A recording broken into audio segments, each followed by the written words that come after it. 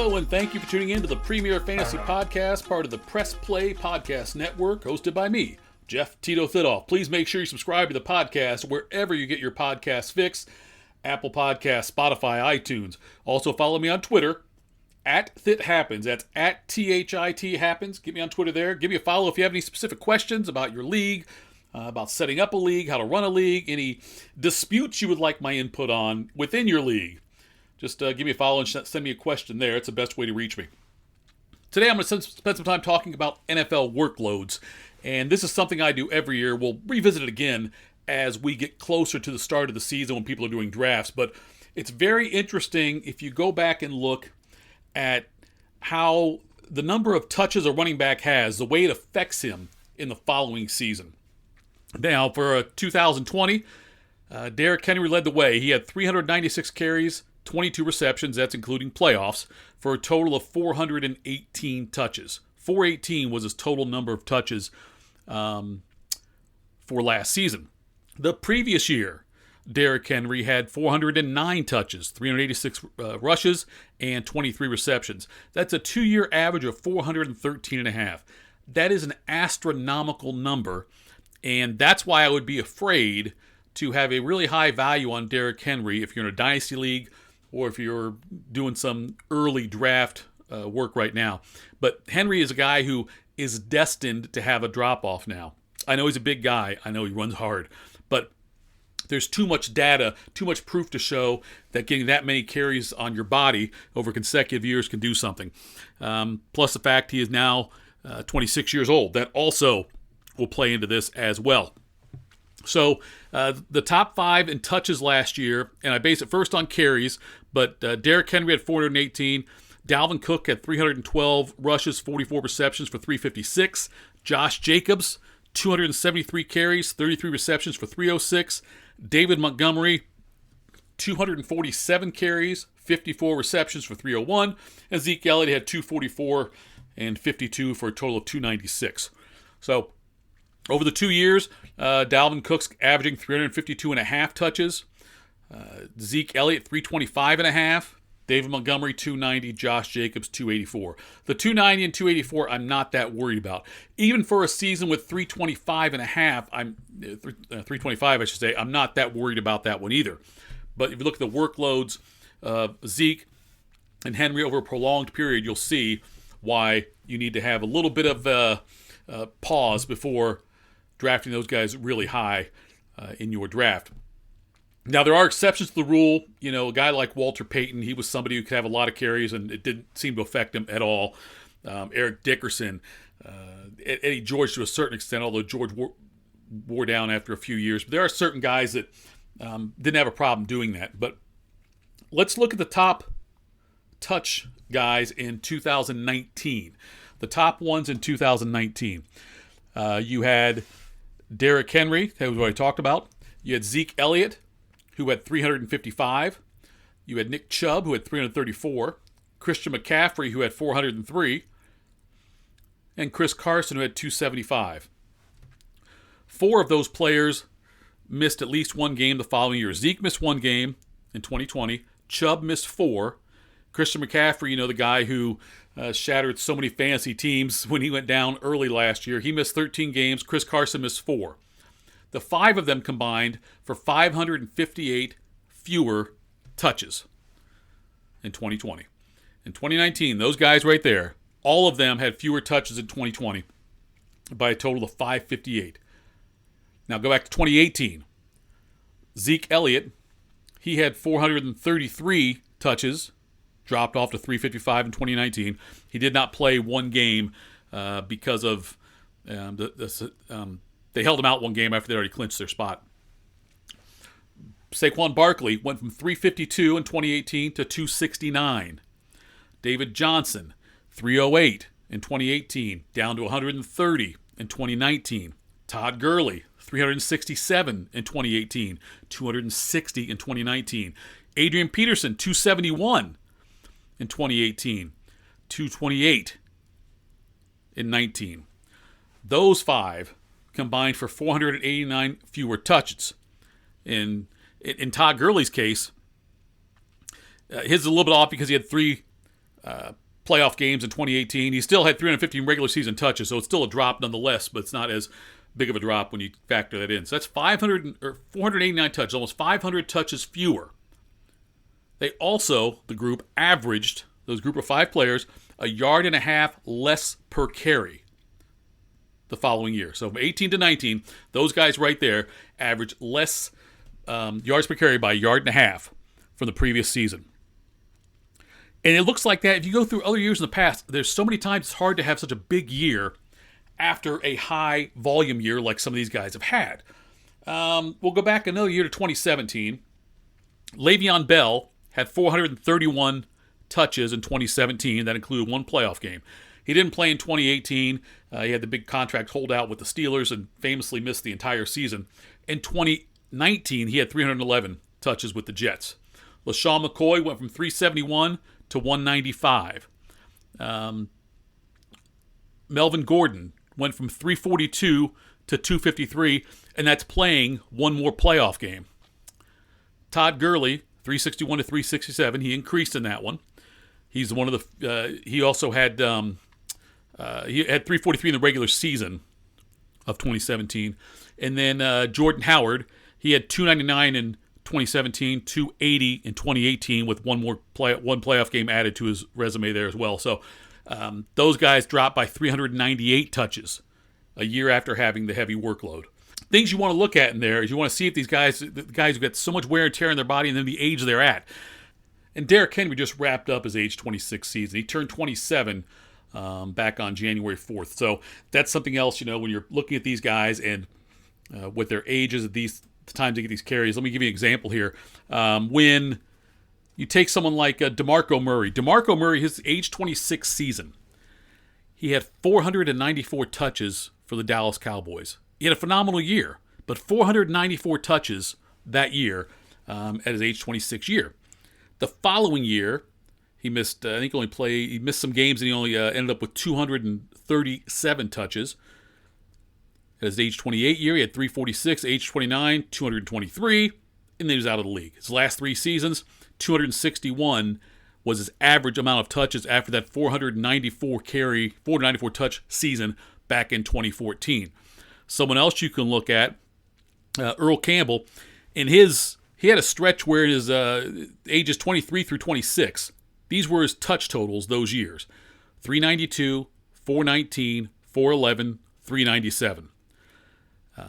The rest of he was done at the age of 30, and after averaging 5.2 yards a carry in his age 25 year, he was never over 4.1 for the rest of his career. And again, done at 30. Out of the league at the age of 30.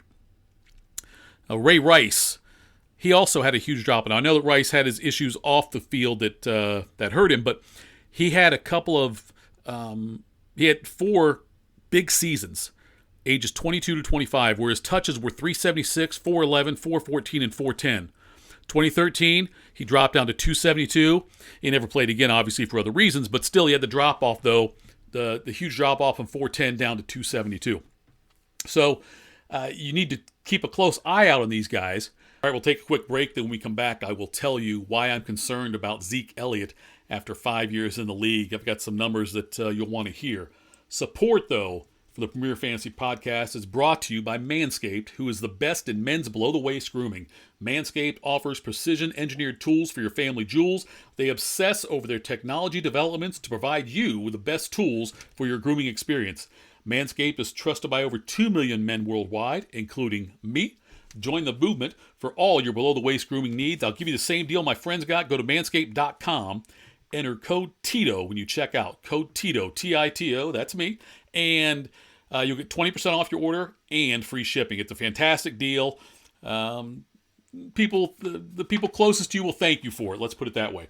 But Manscaped, over 2 million men worldwide. Join the movement. Join it with us for all your below-the-waist grooming needs. Hello, Brooks here with the Books with Brooks monthly book club podcast. We read 1 book a month and then we talk about it. Books like Stephen King's The Shining or Where the Crawdads Sing by Delia Owens. If you're on the hunt for book recommendations and enjoy sparkling conversation, come read along with us and then listen in.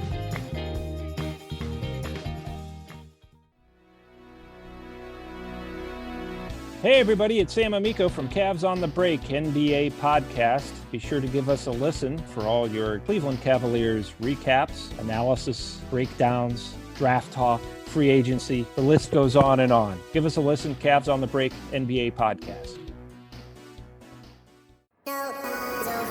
Hey, it's JD from the Hyman Podcast. I created this podcast to have hard conversations. Conversations that make us human but are also wildly uncomfortable. Conversations that help give voice to the voiceless and to the marginalized.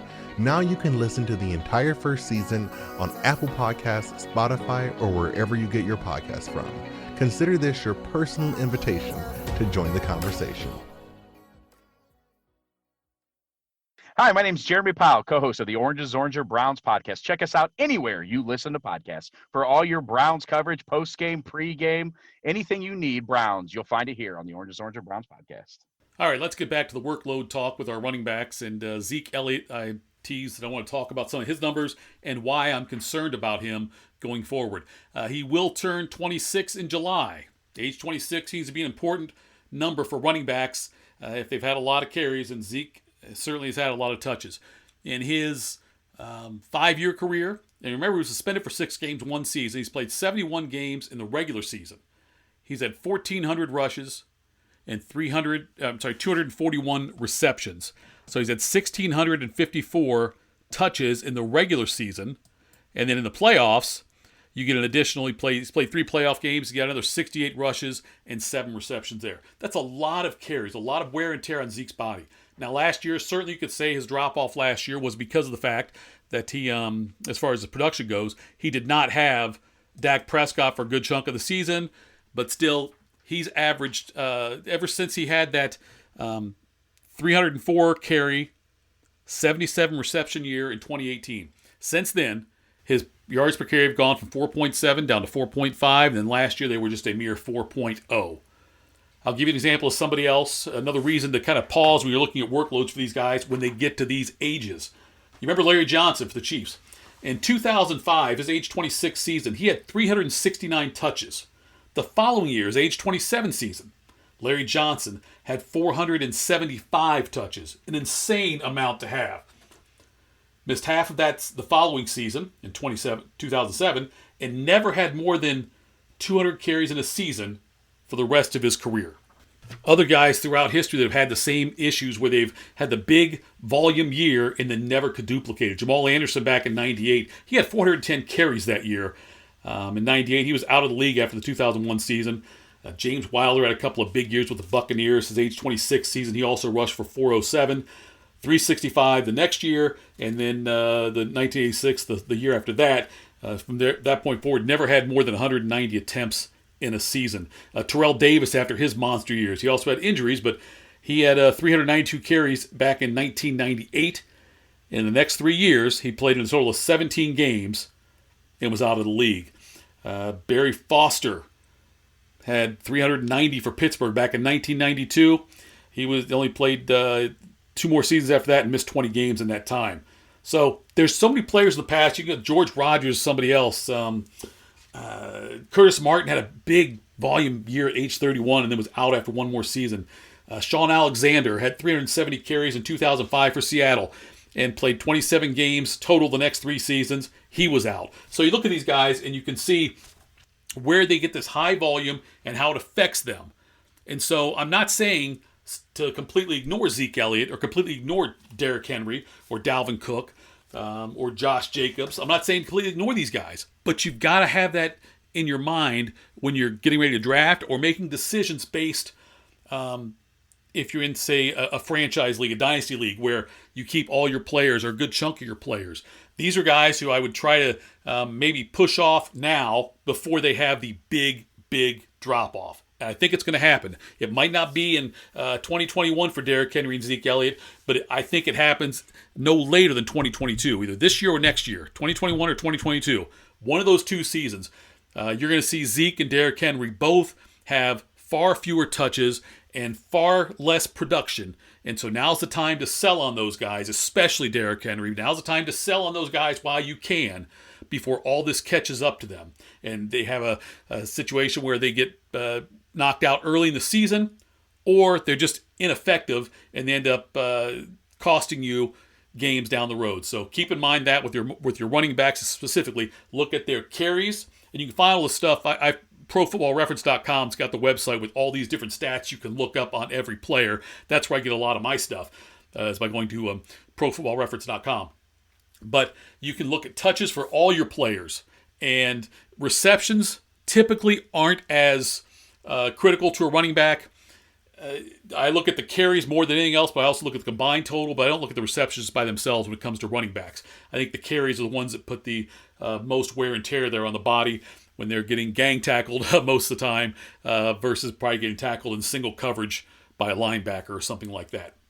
All right, that's a wrap on this edition of the Premier Fantasy Podcast, part of the Press Play Podcast Network. Please subscribe to the podcast, Apple Podcasts, Spotify, iTunes, wherever you get your podcasts. Follow me on Twitter, @FitHappens. That's @THIT, FitHappens. Give me a follow on there if you have any questions for fantasy sports any time of the year. And again, thank you to Manscaped, the best men's below-the-waist grooming products out there. Manscaped.com, promo code TITO, get you 20% off and free shipping. Thanks a lot, and we'll talk to you later on in the week.